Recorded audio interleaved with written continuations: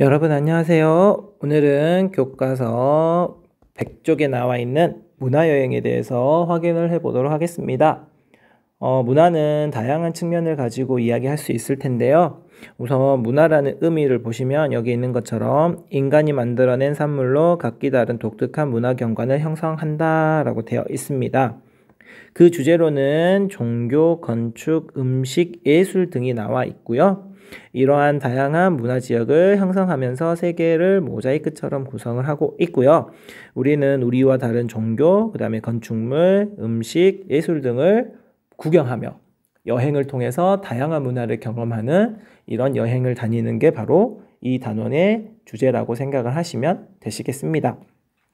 그리고 언제나 이야기하는 것처럼 내가 어떤 특정 지역의 다양한 문화를 경험하는 데 있어서 그 문화를 미리 알고 가는 것과 그 다음에 전혀 모르는 상태에서 가는 거하고는 전혀 다른 경험을 할 수 있다는 부분을 다시 한 번 더 생각을 하시면서 이 수업을 들어주셨으면 좋겠습니다. 오늘은 종교, 건축, 음식, 예술을 가지고 하는 이 동단원 두 번째 중에서도 오늘은 종교에 대해서 이야기를 한번 해보려고 합니다. 학습 목표는 밑에 있는 것과 같고요. 종교, 건축 이렇게 중에서 오늘은 종교 문화여행지를 파악을 하고 종교의 형성 배경과 의미를 이해하고 각 문화가 관광적 매력을 끄는 이유를 탐구할 수 있다. 이 부분을 우리가 확인을 하시면 되겠고요. 오늘은 그 중에서도 첫 번째로 종교에 대해서 이야기한다라고 했는데요. 이 부분을 가지고 한번 설명을 하고자 합니다. 우선 기본적으로 여러분이 종교라는 것에 대해서 조금 이해를 하셨으면 좋겠어요. 종교는 크게 보편 종교와 민족 종교로 나누어집니다. 다시 보편 종교에는 크게 세 친구가 있습니다. 그리스도교, 이슬람교, 불교. 그리고 민족 종교에는 전 세계에 다양한 민족 종교가 있는데요. 여러분 같은 경우에는 책에 나오는 힌두교 정도 기억을 해주시면 좋겠고요. 그 다음에 또 유명한 민족 종교로는 유대교, 그 다음에 일본 사람들이 믿는 신도 이런 것들을 생각을 하시면 되겠는데요. 우리 교과서에는 세 가지 여행이 나와 있어요. 불교, 이슬람교, 크리스트교. 이 세 가지 여행에 대해서 이야기를 하고 있습니다. 이유는 가장 보편적인 종교이기 때문에 이 세 가지를 이야기를 하는 것이고요. 그런데 이제 우리 교과서 100쪽에 보시면 조금 전에 봤던 모습이에요. 다시 한 번 더 보신다면 이 교과서 100쪽에 보는 모습을 봤었을 때는 엄청 엄숙한 모습을 보여주고 있습니다. 인도라고 하는 나라의 북동쪽 지역에 위치에 해당하는 곳이고요. 이곳은 인도 겐지스강에서 행해지는 힌두교 예배 의식이라고 되어 있습니다. 힌두교의 사제는 잔잔한 음악에 맞춰 박수치며 노래도 하고 향을 피워 원을 그리며 돌리기도 한다라고 설명이 되어 있는데요. 여기 보시면은 엄청 무서운 코브라 뱀 머리 나와 있는 모습도 보이고 있고요. 이 사람들이 바로 사제라고 불리우는 사람들입니다. 그래서 우리 교과서에서는 이 힌두교까지도 이야기를 하고 있거든요. 그래서 여기에서는 힌두교에 대해서 간단한 설명, 그리고 오늘 수업에서는 이 힌두교와 불교에 대해서 이야기를 할 거예요. 요 두 가지에 대한 간단한 설명을 여기에서 이야기하고 교과서 101쪽 보면서 수업 마무리 짓도록 하겠습니다. 자, 우선 불교와 힌두교를 간단하게 비교를 한번 해볼게요. 불교나 힌두교 같은 경우는 그 기원을 가지고 이야기를 할 때, 정확하게 이제 불교 같은 경우에는 BC 5에서 6세기경, 기원전 5에서 6세기경, 고타마시타르타라고 하는 석가모니에 의해서 창시되었다라고 이야기를 하고요. 힌두교 같은 경우에는 창시자가 따로 있지는 않습니다. 일반적으로 힌두교는 다신교라고 이야기를 합니다. 신이 매우 많은 거죠. 여러분이 알고 있는 종교들 중에서 신이 이렇게 많은 종교는 가장 대표적으로 힌두교입니다. 힌두교에는 유명한 신이 3명의 신이 있어요. 유명한 신 3명. 그리고 아주 많은 신, 플러스 알파. 3명 이외에 플러스 알파. 대략 뭐 한 몇 억 정도 된다라고 하거든요. 억 단위입니다. 억 단위인데요. 이 3명의 신 같은 경우에는 창조의 신, 파괴의 신, 중재의 신이라고도 표현을 하거든요. 창조 같은 경우에는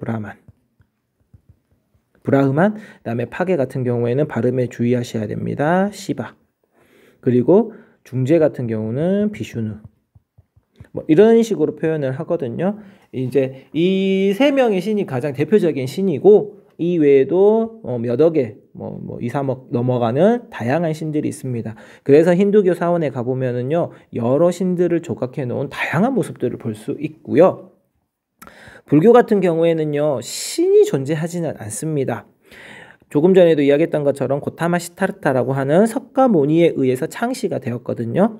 불교는 쉽게 이야기를 한다면 석가모니처럼 고행을 통해서 열반의 경지에 올라가는 걸 목표로 하는 게 바로 불교입니다. 그래서 우리가 알고 있는 종교들 중에서 신이 아닌 사람의 행위를 따라가는 종교가 바로 대표적으로 불교가 되겠고요. 이 불교와 힌두교는 모두 다 어디에서 발생이 됐느냐? 인도에서 발생이 되었다라고 표현을 합니다. 석가모니의 고향은요, 네팔에 있는 룸비니라는 곳입니다. 조금 이따 책에서 확인을 할 텐데요. 이 네팔에서 태어나긴 했지만 실제 이제 인도 지역으로 와서 여러 수행 고행 과정을 거쳐 부다가야라는 곳에서 바로 깨달음을 얻었다라고 표현을 하거든요. 그래서 이제 또 인도에서 발생했다라고 되어 있고요. 인도의 부다가야. 반대로 이제 힌두교 같은 경우는 인도의 바라나시라고 하거든요. 근데 이 부다가야하고 바라나시는 다 어느 강 근처에 있냐면 겐지스강 근처에 있습니다. 자, 그런데 이 인도에서 발생한 불교와 힌두교 중에서 누가 이기냐면 이 힌두교가 이깁니다. 그래서 이 겐지스강은 바로 힌두교의 성지가 되는 겁니다. 그래서 겐지스강 근처로 가보면 몸을 씻는 모습, 몸을 깨끗하게 해준다라고 표현을 하기도 하고요. 그 다음에 죽었을 때 화장하는, 그리고 그 화장을 한 어떻게 하면 그 유골이 이제 태워진 거겠죠. 그 재를 어디에다 다시 뿌리는, 겐지스강에다 다시 뿌리는 이런 모습까지도 확인을 하실 수 있을 거예요. 여러분이 나중에 인도에 가신다면. 자, 불교 같은 경우에는 인도에서 믿는 비중이 매우 낮습니다. 힌두교 같은 경우에는 인도에서 힌두교는 약 80%에서 90% 사이, 보통은 80, 한 3, 4% 정도라고 표현을 하는데 80% 정도라고 생각하시면 될 것 같아요. 그런데 인도의 인구가 약 대략 13억에서 14억 정도 되기 때문에 여기에서 80%라고 생각한다면 거의 10억에서 12억 정도 되는 많은 사람들이 힌두교를 믿고 있다라고 생각을 하시면 됩니다. 그래서 불교와 힌두교 중에서는 힌두교를 믿는 인원이 더 많아요. 그리고 불교는 이제 고행을 해가지고 주 뒤에서 나오니까 여기에서는 힌두교만 가지고 조금 더 이야기를 할게요. 힌두교는 카스트 제도라고 하는 신분 질서를 가지고 있습니다. 여러분도 익히 다 들어서 알 것 같은데요. 원래 카스트 제도는 4개의 계급으로 이루어져 있습니다. 맨 위에 사제 계급인 종교 계급이 되는 것이죠. 브라만 계층에서부터 두 번째 지배 계층에 해당하는 크샤트리아, 그 다음에 세 번째 바이샤, 그 다음에 마지막 수드라까지 이렇게 4개의 계층이 있지만 밑에 한 계층이 더 있습니다. 이건 불가촉천민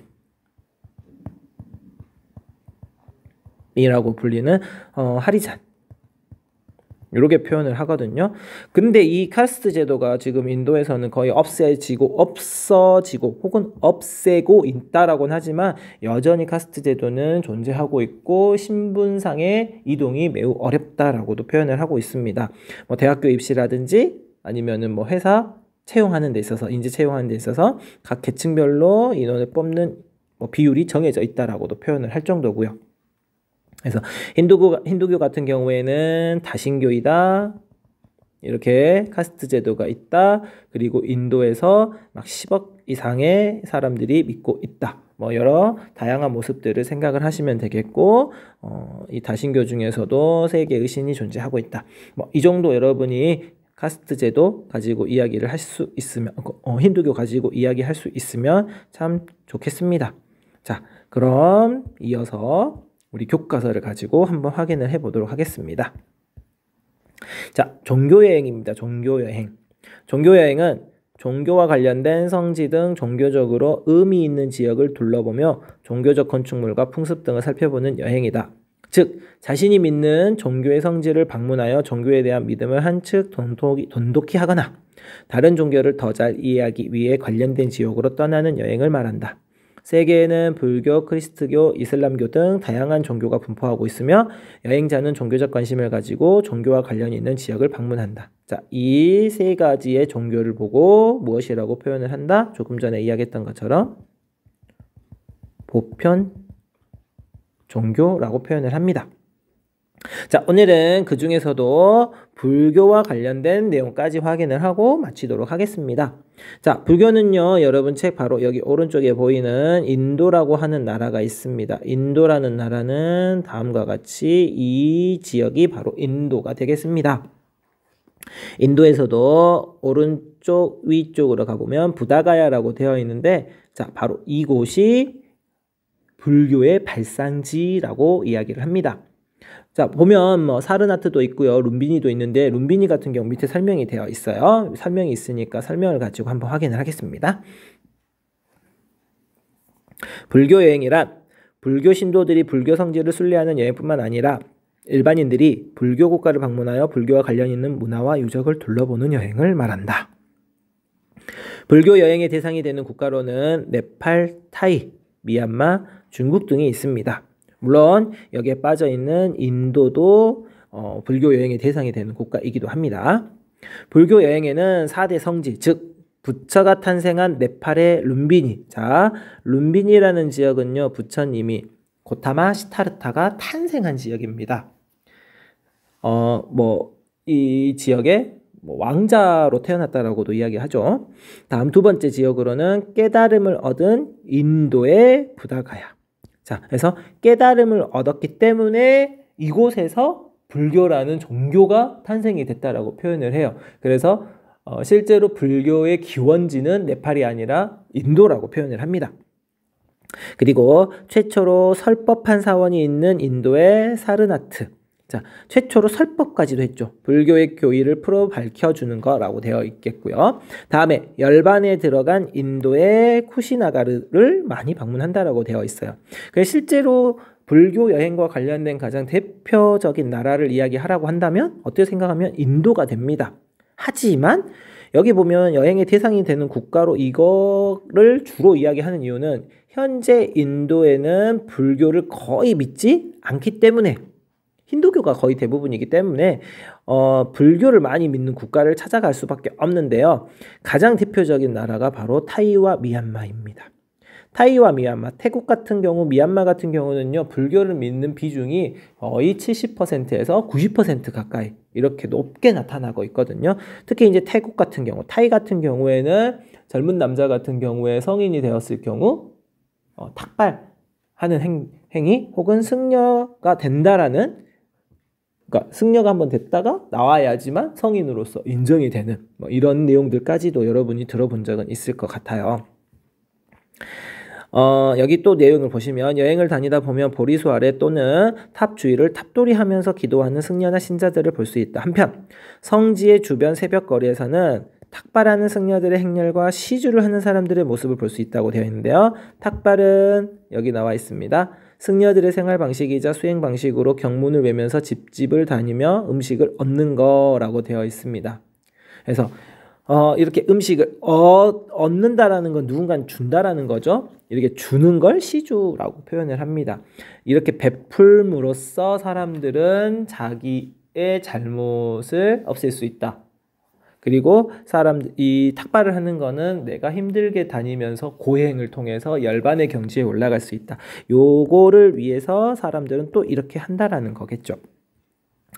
불교 여행은 신자들에게 불심을 높이거나 자신의 소망을 비는 의미가 있으며 일반인에게는 다른 종교 문화를 둘러보고 이해하거나 마음을 정화하는 의미가 있다라고 되어 있습니다. 옆에 보시면 여기 이제 다양한 사진이 나와 있는데요. 첫 번째 미얀마 승려 삭발 경관, 서로 머리를 잘라주는 모습들. 두 번째 중국 간수성에 있는 석굴 사원이라고 되어 있고요. 다음에 세 번째 네팔의 수와얌부 나트 사원에서의 탑돌이라고 이렇게도 나와 있습니다. 실제 이제 우리나라 같은 경우에는 불교와 관련한 가장 대표적인 종교 여행지를 하라고 한다면 대부분 절을 이야기할 수 있겠어요.